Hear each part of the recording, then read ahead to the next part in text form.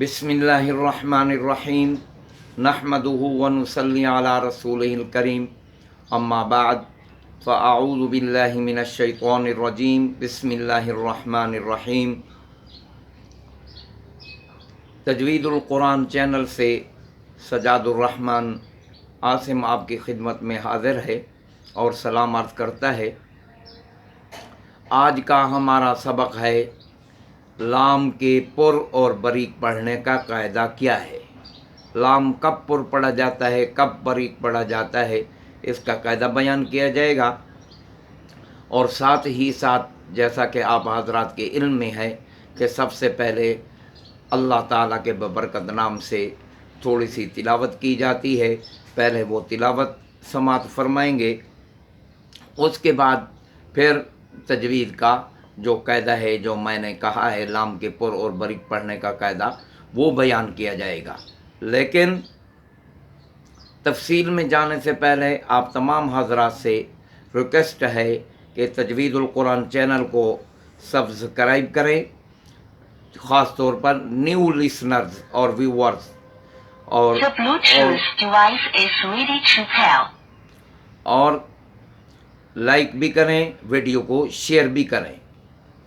پھر جو ہے نا آپ کے سامنے تجوید کا سبق بیان کیا جائے گا، جو لام کے پر اور بریک پڑھنے کا قاعدہ ہے وہ بیان کیا جائے گا۔ تو تلاوت سماعت فرمائیے، اس کے بعد انشاءاللہ سبق کا آغاز کریں گے۔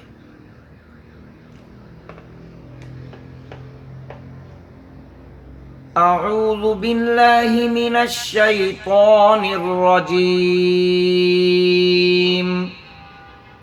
بسم اللہ الرحمن الرحیم۔ ارأیت الذی یکذب بالدین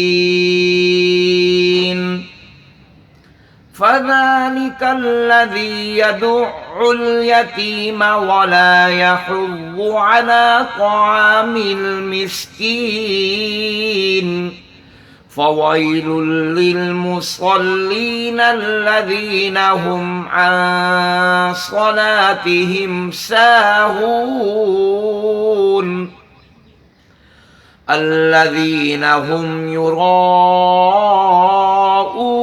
ويمنعون الماعون۔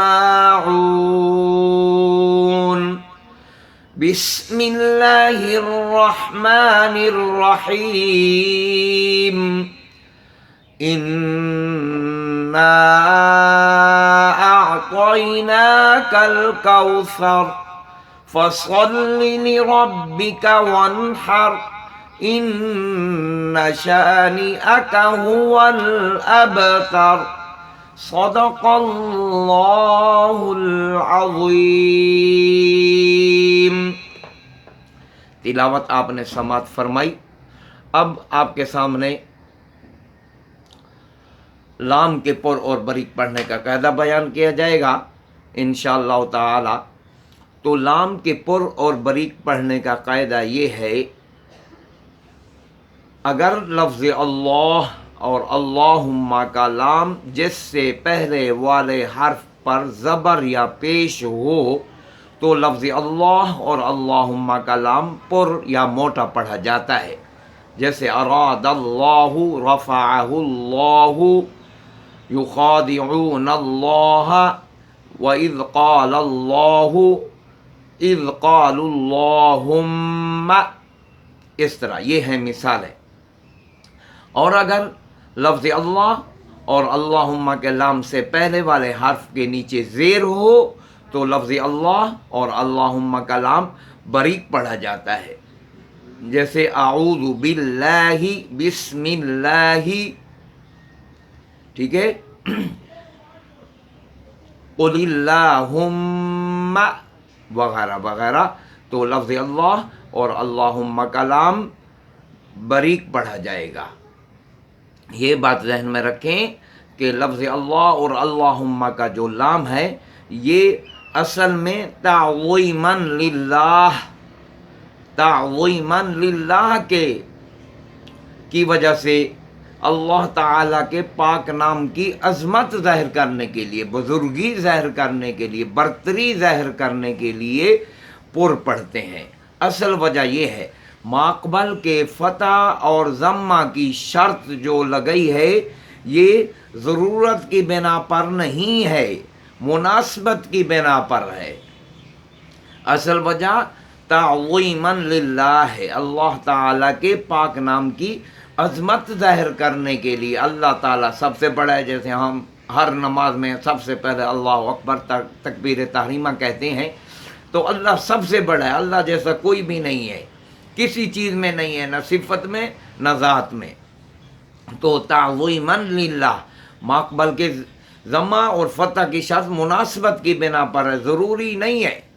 جیسے کہ محقق ابن جزری رحمۃ اللہ علیہ نے دلیل دی ہے، فرمایا ہے وَفَخِّمِ اللَّامَ مِنَ اسْمِ اللَّهِ عَنْ فَتْحِ نَوْضَمٍ كَعَبْدُ اللَّهِ، کعبد اللہ، کاف جارہ ہے تو اپنے مجرور کو جر دینی چاہیے، یعنی زیر دینی چاہیے، کعبد اللہ آنا چاہیے، لیکن انہوں نے فرمایا کعبد اللہ، اور قرآن میں سب سے بڑی مثال ہے قال انی عبد اللہ، اس سے مناسبت کے لیے عبداللہ کی مثال لائے ہیں، ورنہ کعبد اللہ آنا چاہیے تھا، کعبد اللہ آنا چاہیے۔ قرآن مجید میں کیونکہ قال انی عبد اللہ ہے تو اس لیے اس کے ساتھ مناسبت ہو جائے۔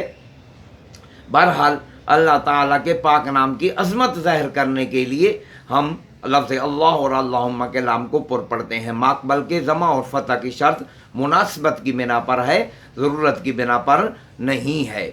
اسی طرح یہ بھی یاد رکھیں امام حفص رحمۃ اللہ علیہ جس کے ہم روایت پڑھتے ہیں اور امام عاصم کی قرات پڑھتے ہیں، عبید ابن صباح یہ طریقہ ہے ہمارا، اس کے ذریعے ہم تک یہ امام حفص کی روایت پہنچی ہے۔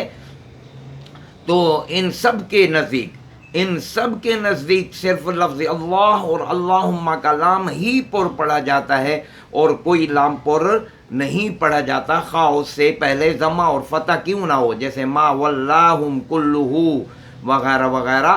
تو ان کی روایت میں صرف ہم پڑھتے بھی ان کی روایت ہیں، تو ان کی روایت کے مطابق صرف لفظ اللہ اور اللہم کا لام ہی پر پڑھا جاتا ہے اور کوئی لام پر نہیں پڑھا جاتا۔ اللہ تعالی ہم سب کو قرآن مجید اپنی رضا کے لیے تجوید کے ساتھ پڑھنے کی توفیق عطا فرمائے۔